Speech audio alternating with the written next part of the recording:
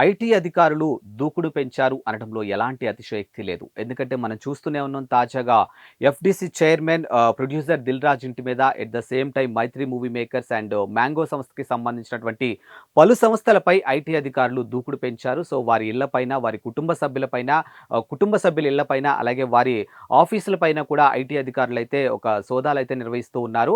ఇక దీనికి సంబంధించినటువంటి పూర్తి వివరాలు ఒకసారి చూసినట్టయితే ప్రస్తుతానికి 'దిల్ రాజు'కి సంబంధించినటువంటి అంశం చూసుకుంటే మొత్తం కూడా అంటే లైక్ ఆయన ఈ సంక్రాంతికి అంటే 2025 జనవరిలో వచ్చినటువంటి సంక్రాంతికి మొత్తం 3 సినిమాలకి సంబంధించిన దాంట్లో 2 సినిమాలకి ఆయనే ప్రొడ్యూసర్‌గా ఉన్నారు. అండ్ ఒక సినిమాకి ఆయన డిస్ట్రిబ్యూటర్‌గా ఉన్నారు నైజాం నుంచి. సో, ఇవన్నీ కాలిక్యులేషన్ చేసుకొని ఈరోజు ఐటీ అధికారులు కూడా వాళ్ళ ఇంటిపైన, అలాగే ఆయన కుటుంబ సభ్యుల ఇంటిపైన, ఆయన కార్యాలపైన కూడా దాడి చేస్తున్నట్టు అంటే లైక్ సోదాలు చేస్తున్నట్టయితే మనకి స్పష్టంగా అర్థమవుతుంది.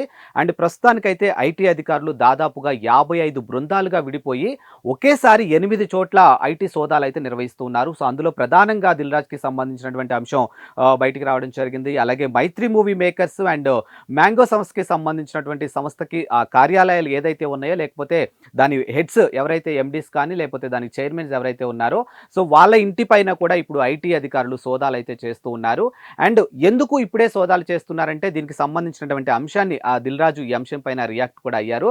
సో, గతంలో కూడా ఏదైతే 'మహర్షి' సినిమా లాంటి సినిమా రిలీజ్ అయిన తర్వాత వచ్చినటువంటి కలెక్షన్‌లు బట్టి కూడా డెఫినెట్‌గా ఐటీ అధికారులైతే సోదాలు చేస్తారు. మరి ఇప్పుడు తాజాగా జనవరిలో 'బడా' సినిమాలు 3 సినిమాలు పెద్ద హీరోలకి సంబంధించినటువంటి సినిమాలు రిలీజ్ అయ్యాయి. సో, దాంట్లో 2 సినిమాలకి నేను ప్రొడ్యూస్ చేశాను. అండ్ ఒక్క సినిమాకి నేను డిస్ట్రిబ్యూటర్‌గా ఉన్నాను కాబట్టి ఆబ్వియస్లీ ఐటీ సోదాలనేవి కామన్‌గా జరుగుతాయనే కోణంలో కూడా 'దిల్ రాజు' రెస్పాన్స్ అయినటువంటి తీరుని బట్టి మనకైతే అర్థమవుతుంది. అండ్ ఇంకోటేంటంటే సంక్రాంతికి వస్తున్నామనే మూవీ కంప్లీట్‌గా ఫ్యామిలీ ఓరియెంటెడ్ మూవీ కాబట్టి సో, ఆ మూవీకి సంబంధించినటువంటి కలెక్షన్‌లు కూడా దాదాపుగా ఇప్పటికే 150 కోట్లు క్రాస్ అయిందంటూ ఒక అంశం అయితే బయటకు రావడం జరిగింది. అండ్ 'డాకు మహారాజ్' నుంచి కూడా మంచి కలెక్షన్స్ అంటే 'డాకు మహారాజు' ఆయన ప్రొడ్యూసర్‌గా లేకపోయినప్పటికీ కూడా నైజాం నుంచి ఆయన ఒక డిస్ట్రిబ్యూటర్‌గా ఉన్నారు. At the same time 'game changer' movie so, 'game changer' మూవీకి కూడా 'దిల్ రాజు' ప్రొడ్యూసర్‌గా వ్యవహరించారు. అండ్ 'గేమ్ చేంజర్' మూవీ అయితే మాత్రానికి ప్రేక్షకులు అనుకున్నంత రీతిలో అలరించలేకపోయింది.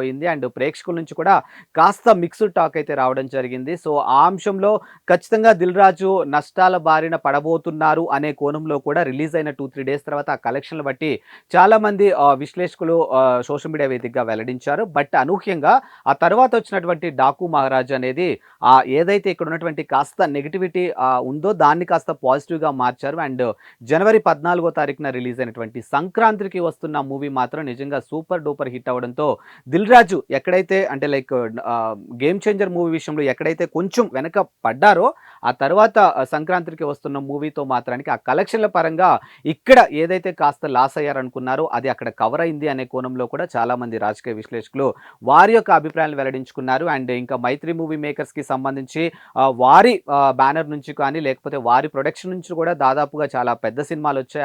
అవి మనందరికీ తెలిసిందే. సో, వారి ప్రొడక్షన్ నుంచి వచ్చినటువంటి భారీ హిట్స్ కూడా మనం చూస్తూనే ఉన్నాం.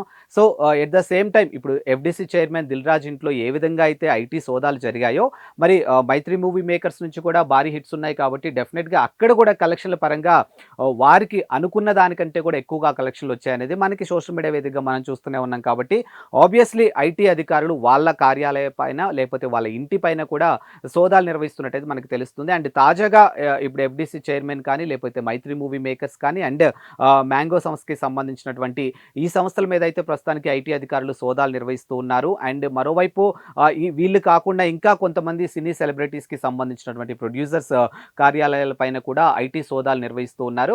బట్ దీనిపైన ప్రస్తుతానికైతే 'దిల్ రాజు' మాత్రమే స్పందించారు. ఆయన క్లియర్‌గా చెప్పారు గతంలో కూడా ఇలా జరిగింది.